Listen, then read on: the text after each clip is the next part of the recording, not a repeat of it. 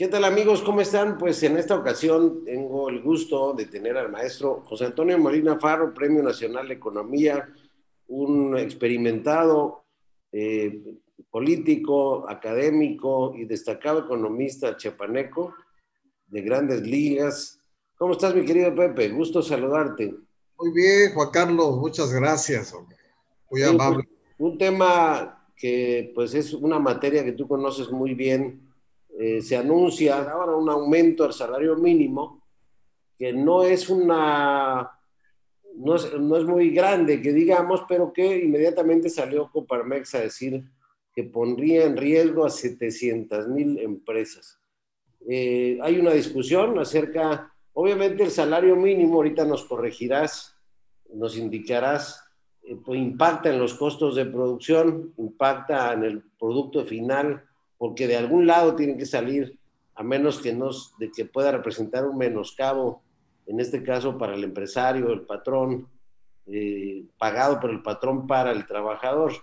Eh, la pregunta es si genera una posible espiral inflacionaria, si al final de cuentas va a impactar en los precios y que esto derive en una carrera de precios, va a hacer que los empresarios vayan a la informalidad, porque pues están desapareciendo muchas empresas, se habla de más de 1 millón de empresas, va finalmente a generar aún más desempleo por el cierre de empresas o porque hay empresas que ya no puedan seguir pagando pues los impuestos, porque no solo es el salario, va acompañado los que están en la formalidad del pago que tienen que hacer correspondiente ante para el seguro social y el fisco, por la nómina de sus trabajadores. ¿Cuál es tu opinión? ¿Es una panacea? ¿Es una solución? ¿Abatirá la pobreza? ¿Es un engaño que finalmente terminaremos pagando todos los mexicanos? ¿Aumentará realmente el poder adquisitivo? ¿Cuál es tu opinión de estos temas, de este tema? Hay mitos y realidades, Juan Carlos, respecto al salario mínimo. Efectivamente, como dice el presidente de la República, México es uno de los países en el mundo que tiene de los más bajos salarios mínimos. Pero como todo en la 4T, desgraciadamente, hay mucha improvisación y este incremento no forma parte de una estrategia integral para la reactivación económica del país. La secretaria de Economía nos dice que se van a beneficiar alrededor de 4 millones de trabajadores en el país. Carlos Salazar nos advierte, habla de su temor de que esto pueda tener un impacto inflacionario muy fuerte en el país. Yo no lo creo, Juan Carlos. En su caso, se impacta la economía nacional todavía, pese a la enorme crisis económica. Tiene márgenes para poder absorber este efecto inflacionario. Yo, donde más riesgo veo, efectivamente, primero decirte que no hay que olvidarse que cerraron y ya no volverán a abrir alrededor de 1 millón de pequeñas y medianas empresas. Entonces, no solo se van a ver perjudicadas estas pequeñas y medianas empresas, como se ha dicho, efectivamente, sino los propios trabajadores, Juan Carlos, se van a ver precisados ahorita, si no tomamos en cuenta el contexto y en qué escenario de crisis económica se está dando este incremento, no se va a poder entender las consecuencias tan funestas de esto. El efecto va a estar en los propios trabajadores de una manera importante. ¿Por qué? Porque se van a obligar las empresas a, eh, a dar de baja a muchos trabajadores y a que se vayan a la economía informal. Y a partir de ahí contratar a los trabajadores ya con menos prestaciones, si es que las tenían, que con toda seguridad las tenían. Tú sabes que la informalidad pues está aproximadamente el 56.5% de la población y si no estoy mal, están produciendo 23 de cada 100 pesos del Producto Interno Bruto del país. Muy bien. Es menester que nosotros, cuando te decía yo que parecía una situación superada ya en las discusiones y reflexiones de la ciencia económica, indexar esto de los salarios mínimos con la productividad del trabajo, Juan Carlos. Ahí está la clave. Ese es el punto central, pues, que hay que discutir, creo yo, y que hay que poner en el tablero de la discusión. Peña Nieto se propuso, yo lo recuerdo muy bien, incrementar la productividad del trabajo. No nos olvidemos que hay productividad de los factores de la producción, que es el trabajo, el capital, la tierra y la tecnología. Esa es la productividad total. En este caso hablamos de la productividad del trabajo. La productividad del trabajo se propuso incrementar el presidente, lo recuerdo muy bien con Luis Videgaray, en 1% al año, fíjate. Y obviamente no lo logró. ¿Cómo puede crecer la productividad del trabajo? Hay 3 vías, Juan Carlos. Uno, aumentando el número de horas trabajadas, la jornada laboral. Punto número 1. Punto número 2, metiendo la tecnología que sustituye al hombre, la máquina que sustituye al hombre. Y ahorita evoco, porque de alguna manera, aunque no lo mencionaron conceptualmente como esto, pero lo comentaste en una discusión con Rodríguez Prats. En la primera revolución industrial aparecieron los luditas. Los luditas eran los trabajadores que se oponían a que entraran las máquinas y las apedreaban para que no desplazara la mano de obra. Entonces, la tecnología es un proceso imparable en el mundo. En los últimos 50 años, yo creo, puedo decirte 50, 60 años, que ningún fenómeno ha gobernado el curso de los acontecimientos con la fuerza determinante con que lo está haciendo la tecnología. O sea, este es un fenómeno donde Marx no se equivocó, Carlos Marx. Yo es ahí donde veo principalmente el riesgo. Tenemos que enfatizar en incrementar la productividad del trabajo. La productividad se considera como la punta de lanza del crecimiento de todos los países y regiones, Juan Carlos. Eso aquí, en China y en cualquier parte del mundo desarrollado, en cualquier democracia liberal, en economías emergentes, salvo, por supuesto, Brasil con Bolsonaro y algunos otros países donde desgraciadamente todavía gobiernan populistas que encienden nada más las pasiones del pueblo. Y en este caso, donde yo veo que este incremento del salario mínimo, pues hay que leerlo en clave electoral también, Juan Carlos, porque va a tener un impacto pues en la gente, siempre impacta, ¿no? Está viendo por los desposeídos, por los que menos tienen. Pero yo te pregunto, Juan Carlos, ¿a cuántos trabajadores conoces tú? Tú que tienes mucha relación con empresarios pequeños, medianos, grandes, ¿conoces que contraten a trabajadores con el salario mínimo? ¿Quiénes ganan el salario mínimo? Pues yo creo que muy pocos, Juan Carlos.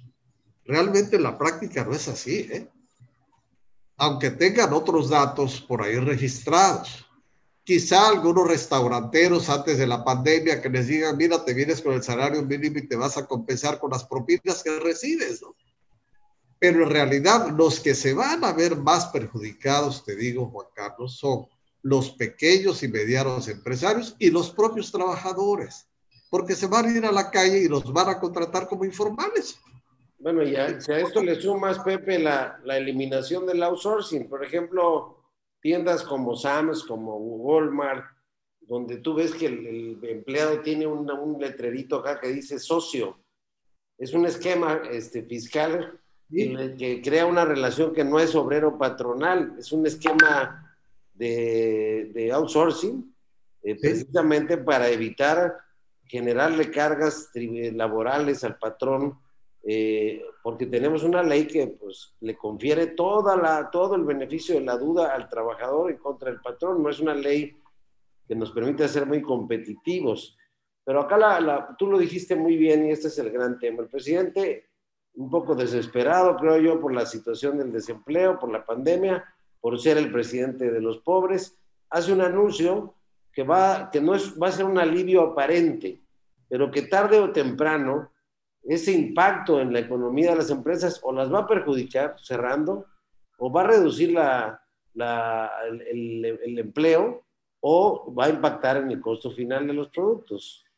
Sí, Andrés Manuel, no nos olvidemos, advierte a los empresarios sin distingo, salvo Salinas Pliego, por supuesto, y los grandes, como sus enemigos históricos, Juan Carlos. Esta decisión, por ejemplo, fue en consulta con los empresarios. Se había acordado que se iban a tomar por parte del Sindicato de Trabajadores, Gobierno y Empresarios. Y únicamente fueron el Sindicato de Trabajadores y el propio gobierno. Entonces, a partir de ahí, se aprobó esto. Ahora, lo que mencionas igual del outsourcing, afortunadamente, pues esto se aplazó. La propia embajada americana, pues ya ves cómo, ¿no? Y se inconformó, porque pues tú vas a contratar a trabajadores para que hagan un trabajo temporal de 1 mes, de 2 meses, y no puedes generarle derechos, eso no se vale. Eso no puede ser así a rajatabla, pues. Entonces las medidas se están tomando de manera muy improvisada, como muchas medidas que se han tomado en el país, donde conceptualmente tú lo escuchas muy bien. Desde el punto de vista de la ciencia económica, más allá de lo político, Sí. tú como economista sabes que si tú mueves una variable de los factores de la producción, esta variable impacta en el resto de la cadena productiva. ¿Estoy en lo correcto? Inevitablemente, esto es... Pero tenemos un presidente que cree que por decreto puede eliminar la pobreza o mejorar las condiciones de los trabajadores. Y lo que va a provocar es un alivio muy temporal, que tarde que temprano va a tener una secuela que se va a reflejar en otros factores de la economía. ¿Estoy en lo correcto? Ya lo estamos viendo, Juan Carlos, justamente es lo que te digo. Lo que tú mencionas es lo que Vargas Llosa llama la realidad real contra la realidad virtual, pues. Él está en otro mundo y piensa que por decreto efectivamente puede alterar los fundamentos de la economía o darle un nuevo rumbo al país sin que esto se desintegre y se desmorone. Esto no es así, claramente, Juan Carlos. Esa es la enorme preocupación que todos tenemos, que se toman medidas unilaterales, que no se respeta lo que se ha dicho, lo que se dice, lo que se acuerda, y pues vamos a tener las consecuencias. Como ya te dije, los que van a padecer esto son los los pequeños empresarios y los propios trabajadores por las razones que hemos comentado, Juan Carlos. Ahorita yo recuerdo, fíjate, a Giovanni Sartori, en su cálculo de medios y fines, Juan Carlos. Cuando tomas tú una decisión de carácter político, de carácter empresarial, tienes que tomar en cuenta 4 aspectos o 4 factores. Primero, si para alcanzar ese fin, los medios son suficientes. 1, si son adecuados. 3, los efectos colaterales. Y 4, si no son contraproducentes. En este caso, evidentemente que van a ser contraproducentes para lo que él quiere arreglar, para lo que él se propone, pues, gobernar para los pobres. Los más golpeados van a ser los pobres, justamente. Por estas razones, por sentido común, no necesitamos ser especialistas en economía para saber qué le va a ocurrir a un pequeño empresario que tiene a 2 trabajadores, a 3 o a 1 en un escenario. Por eso es tan importante considerar siempre el contexto en que se dan las decisiones. Es un contexto de crisis económica. Si tuviéramos, Pepe, una situación de crecimiento, estuviéramos creciendo al 6%, ¿sí? Hubiera utilidades en las empresas, hubiera dinamismo comercial, pues sí, bueno, tal vez podría ser razonable un aumento del salario. Efectivamente. Pero yo te insisto, pues, esos son, y hace un rato lo preguntabas, paliativos, definitivamente. Aparentes. Sí, exacto. Dice la secretaria de Economía que esto va a fortalecer el mercado interno, que va a crecer la demanda de productos, y que va a representar, pues, para los trabajadores un beneficio inconmensurable. No es así. va a ser efectivamente un alivio, Juan Carlos. Hay que decirlo porque, bueno, 100 pesos más que tengas o 200 pesos más, 300, pues te caen muy bien, sobre todo ahorita en época de crisis económica. Podrás comprar más tortillas, quizá tu fruta, podrás darte pues algunas cositas extras que no tenías, ¿no? Pero no dejan de ser paliativos, Juan Carlos. Oye, Sí. Pepe, pero hay otra realidad en el país, porque estados como Nuevo León, ya no se diga Aguascalientes, Querétaro, Jalisco, son estados que venían creciendo antes de la debacle morenista económica, venían creciendo al 7, al 8, hasta el 9%, muy por encima incluso que de economías latinoamericanas, o inclusive en términos de crecimiento hasta europeas de algunos países. Hasta Guanajuato. Sí. El Bronco decía que el salario es un referente nada más, pero que ya nadie paga salario mínimo en estados como Nuevo León. Es decir, la oferta de empleo se basa en más calidad en los servicios que prestan, en una selección de personal más calificado, pero en mejores prestaciones, evidentemente, y mejores salarios. Y en contraparte, Pepe, ya para que rematemos este último comentario tuyo, en contraparte tienes estados como Chiapas, donde fuera de la capital y de las ciudades importantes, el salario llega a ser hasta la mitad del salario mínimo. Llega a ser de 3,000, 2,500 pesos al mes. Lo Sí. reciben pues cientos de miles de familias en Chiapas. Sí, sí, sí, Entonces, sí, sí. es una medida estándar en un país que tiene situaciones de desigualdad laboral, empresarial, industrial, pues muy distintas, ¿no?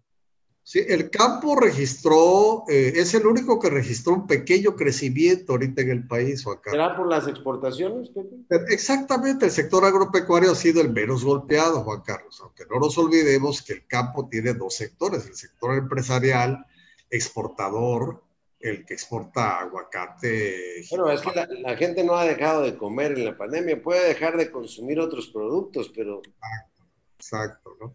Y el otro, el campo empobrecido, que desgraciadamente aquí pues lo vivimos de una manera terrible.